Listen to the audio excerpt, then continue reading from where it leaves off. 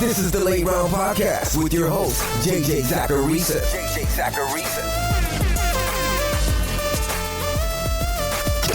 What's up, everyone? It's JJ Zacharisa, the editor-in-chief over at numberfire.com, and this is episode 136 of the Late Round Podcast, one of the many shows that are part of the Number Fire Podcast Network. Thank you for tuning in. I've got nothing to really rant about this week, so I'm just going to get right to the questions for this week's Mailbag show. But before I do that, I wanted to let you know about an offer specifically for Late Round Podcast listeners. Did you know that 66% of men will lose their hair by age 35? With Hims, you can fight off hair loss in a variety of different ways with shampoos, pills, and other methods. And Late Round Podcast listeners get a month trial of Hims for just $5 today right now while supplies last. So, go to forhims.com/FanDuel. That's FORHIMS.com/FanDuel. This would cost hundreds if you went to the doctor or a pharmacy, but just $5 if you sign up on forhims.com/FanDuel. Now let's dig into these questions. This first question's from Twitter. It's from @AussieDraftGuy. JJ, first time, long time. Huge fan of your work. A few episodes ago, you suggested building projections as a way to improve as a fantasy player. Without giving away any of your models specifically, where does someone start in building their own projections? Is it best to start with total targets per team historically, estimate target share, and go from there? Any guidance is appreciated. Cheers, Chris. I don't really mind talking through my process for projections in that I start things at a team level, so I have ways to look at pass to rush tendencies, total touchdowns, and so on, and then I divvy that up on the player level. I have formulas that help me figure out how many touchdowns a player is going to score or how big of a piece of the pie a player is going to have, but it's a top-down approach. It's starting at the team level and projecting as much as you can, and then projecting target share and rushing share numbers at the player level. So to your question, when you say start with total targets per team historically, you're really looking to find number of pass attempts. And to get that, you can look at recent history, coaching history, and personnel. And you can also look at team win totals to see if they'll be able to dictate what they want to do offensively. And then you can obviously do the same thing for rushing attempts. But then from there, you divvy things up via market share at the player level. Now, if you want some more detail on creating projections, though, last year I did a podcast with ESPN's Mike Clay on that subject. It's episode 12, so you'll have to scroll through the Late Round Podcast feed to get to it. This next one says, hey JJ, maybe I'm pessimistic, but I'm not seeing a lot of optimism or reasons that Andrew Luck will play this season or ever again. Is there any precedent for a player taking this much time off and being effective upon their return? I think Brissett is an ideal late round QB that is not being talked about. Jeremy. I do think Andrew Luck's situation is unique, and because I'm not a doctor, I really have no idea if he's going to play or not. All indications right now are that he's going to play, but we also heard a similar story last season, so I understand the hesitation. I get it. If you don't want to draft him this year, I totally understand that. I do want to say, though, that I wouldn't really advise drafting Jacoby Brissett. I understand that he's now got a full season under his belt, but that also means that there's more tape on the guy. And he wasn't even that great of a fantasy asset last season. I just don't see the reason to get a player like Jacoby Brissett when there's so much depth at the quarterback position. To me, he's just a streamer. This next question is from @MichaelFFB. What teams are most likely to see offensive regression in one way or another? So on my regression podcast episodes last month, I talked about the Titans and the Saints as two teams who should see a bounce back in overall passing scores. Both had as many rushing touchdowns as passing touchdowns last year, and just based on how that's gone for teams historically, there should be some sort of bounce back. But you can go back to those shows to get more detail on the Saints and the Titans specifically. Aside from those teams, I think San Francisco should be in a position to score more touchdowns than what they did last season. Last year, the 49ers scored on 37.2% of their drives, which was the 10th highest mark in the league. But they also scored a touchdown on just 16.4% of their drives, which was the 10th lowest in the league. So they're an easy team to spot. And this also does tie into Jimmy G's low touchdown rate last year. If you want to go with a similar process and looking at passing touchdown to rushing touchdown ratio, no team had a higher ratio over the last 7 years. And that's all I'm looking at here. So it might be even longer, to be honest, than Seattle did last year. You guys remember how Russell Wilson was part of so many touchdowns on that offense last year and how they basically couldn't buy a rushing touchdown? That's not going to happen this year. That touchdown distribution is going to change. And then I also like Atlanta's offense this year. Last season, Atlanta was just 15th in points scored offensively, but only the Patriots averaged more yards per drive than the Falcons did. Of the teams who were top 10 in yards per drive last year, all of them except for the Buccaneers had a higher touchdown rate per drive than the Falcons did. I think they can definitely bounce back in 2018. So I'd say the Titans and Saints will be more pass-friendly from a scoring perspective this season, the Seahawks will be more run-friendly, and the 49ers and the Falcons will just be better at scoring touchdowns altogether. This next question is from @Ogloman. I definitely did not pronounce that correctly. Hi JJ, love your thought process, thanks for sharing. Why is everyone so low on Robert Woods? It seems like he is the true wide receiver one in the Rams offense over Watkins last year and I think over Cooks this year. Do you think that he's a buy low?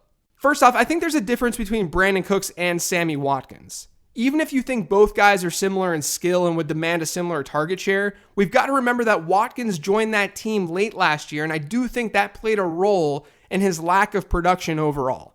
When comparing Woods to Cooks, I would definitely prefer Woods at his average draft position.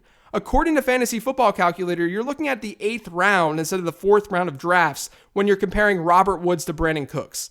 That's pretty significant when you could easily make the case that Robert Woods will see a higher target share this season than Brandon Cooks will. Because Brandon Cooks is not a super high volume receiver. He's never hit the 20% target share mark in his entire career. And even in the pass-friendly New Orleans Saints offense, he never hit 130 targets in a season. Bobby Woods in 12 games last year had a target share of 16.4%. So across 16 games at that pace, he could have seen over 21% of the Rams' targets. I guess the question is asking, though, if I think that he's the true number one wide receiver on the Rams team. The problem is, I don't think they have a true number one wide receiver. I think that he has a shot to lead the team in targets, but I also don't think that even if he does, it'll be by any significant number without an injury. So my take on the Rams wide receiver situation is to get the cheapest dude if you want a piece of that passing attack. But keep in mind, going back to that regression podcast I was talking about, there's some negative regression that could hit Jared Goff this season. And the Rams should most definitely be a run-heavy squad. But I do think that Robert Woods is a lot easier to buy at his ADP than someone like Brandon Cooks, just given volume alone. This next one's an email that says, Hey JJ, I'm in a 12-team PPR league and I'm really looking forward to your pod on keeper strategy. I have a keeper question more geared towards draft strategy and would really appreciate your insight. My league has 2 IR spots, and last season I used a 14th round pick on Julian Edelman, knowing I could stash him on IR and hold on to him this season for a 13th round pick. With Brandon Cooks and Danny Amendola out of the picture in New England, I'm really happy with this decision.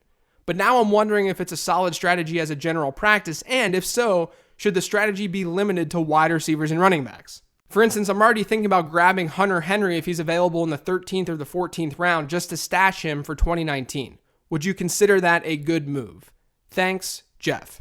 I do think the strategy is definitely one to utilize because we have to be honest about the fact that late round picks are complete dart throws for the most part. Meaning, if you use a near last round pick on one of these IR players and then you put them in your IR spot, you can immediately go to your waiver wire and find a player who has almost the same chance to hit as that late round pick would have. It's definitely going to be better to use that IR slot on a running back or wide receiver though, only because they tend to have higher average draft costs. So with Julian Edelman, the reason what you did was so valuable is because he's an early-ish round pick this season and you're gaining a crazy amount of equity through keeping him as a late round selection. But with a tight end or a quarterback, their ADPs will naturally be lower, so your advantage just isn't as large. I'm sure that Hunter Henry is going to have a higher than 13th or 12th round ADP next year. I would guess that. But even still, that edge that you're getting in keeping Hunter Henry is not as significant as what you would get with a wide receiver or a running back just inherently. I'll talk more about those positions specifically when I talk keeper strategy later this summer, but the idea of drafting players on IR is smart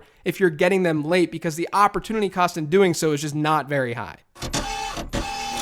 This next question is from @Slick117. What do you think Josh Gordon will do this season and what's his outlook for Dynasty? Scared by Landry and that they seem to want to go run heavy, 2 running backs acquired this offseason? So I'll be honest, I love Josh Gordon as a player. I want Josh Gordon to absolutely dominate this year. But I am surprised that people are as high on him as they are. It's not that I don't see the ceiling. I absolutely know his ceiling is bonkers because we've seen that ceiling before. But when you look at his most likely outcome, which is through a projection, it's hard to get that excited. It's hard to get top 10 wide receiver excited with Josh Gordon. Jarvis Landry is going to demand a decent target share chunk in that offense. On top of that, you got players like David Njoku, Duke Johnson, maybe Corey Coleman or Antonio Callaway, And then you've got a team with very capable runners and a starting quarterback that's either going to be inexperienced or one that hasn't been a high volume starter in the league. So as a result, while I do think Gordon can see 20+% of Cleveland's targets this year, I do think it'll be a lower share than Jarvis Landry, and I worry a bit about how Cleveland's touchdowns will be scored. I mean, I'm higher on that team than most probably are, and I do think the offense has the capability of being a top half one in the league. But that touchdown worry comes in the form of how they'll be scored. Are we looking at 27 or 28 passing touchdowns? If that's the case, then I can see Josh Gordon's reasonable ceiling a bit better. But with strong running backs, other weapons in the passing game, and the quarterbacks themselves having the ability to score on the ground, I'm just less optimistic. I don't think Gordon is a bad pick in the top 20 at the position, or like at 20th overall at wide receiver. That's about where my projections have him. But I do think there's reason to be nervous given the competition on that team and the fact that they may not have an obscene number of touchdowns to throw around this year. I just basically don't know if his ceiling is quite like it used to be. And as much as I love Josh Gordon, as much as I want him to succeed, that's what scares me. This next question is from @DDaily1985. How do you feel about the Houston backfield in context of your breakout show this week? Guessing both their ADPs may have excluded them.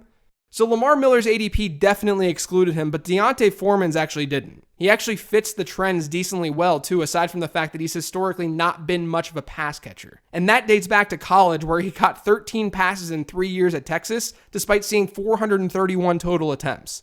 So that and Foreman's injury is why I didn't include D'Onta Foreman. But he should be in a good offense, and he's not the first running back being selected on his own team. If he's someone that the process led you to, I can totally understand that. This last question is from @TheMeantime. I know you hate handcuffing in general, but I can't help but feel like there are some exceptions to the rule, especially in best ball with certain wide receivers like Fuller and Cutie, and maybe Marvin Jones and Babytron. Okay, so here's the thing. I've only done research on running back handcuffs specifically, but that's actually irrelevant to what I'm about to say. The bottom line is the way that we define what a handcuff is can wildly fluctuate. That's why I defined it in the article and podcast that I produced last year on the subject. You have to define what a handcuff is before you start throwing around the term. You're talking about Will Fuller and Marvin Jones here. On fantasyfootballcalculator.com, both of those wide receivers are being drafted in the 6th round. No one is handcuffing a 6th round wide receiver. Would Cutie and Babytron benefit from a Will Fuller or Marvin Jones injury? Yes, they would. But that doesn't make them a handcuff. A handcuff is there for insurance. That's why in my article on handcuffing, I look at running backs who are being drafted late and were also backups to RB1s in fantasy football. To me, there's just a very clear difference between having standalone value with upside and having no value at all with upside. Handcuffs have no value at all without an injury. Tevin Coleman then is not a handcuff because we know that he's going to see a lot of work in the Falcons offense. But someone like James Conner or Alfred Morris, those were handcuffs last year. Without injuries to Le'Veon Bell or Ezekiel Elliott, or suspension for Zeke's purposes, James Conner and Alfred Morris were absolutely worthless in fantasy football. You should like Cutie and Golladay because they could have interesting numbers without an injury occurring. But embedded in their overall potential is the fact that they would see more volume with an injury. But to be fair, you could say that about a lot of players. A lot of players benefit from injury. There's just a big difference between someone who's a handcuff and someone who's just a backup or doesn't get a lot of work and might get a little bit more work if an injury were to occur. That's it for today's show, though. Thanks again for listening. If you've yet to subscribe to the Late Round Podcast, make sure you are by searching for it on iTunes, Google Play, SoundCloud, TuneIn, and Stitcher. And when you're on iTunes, you guys, do me a favor and leave me a rating and review. If I ever meet you IRL and you show me that review, I'll buy you a beer. How about that? You can also follow me on Twitter @LateRoundQB. Thanks again, everyone. Enjoy your weekend.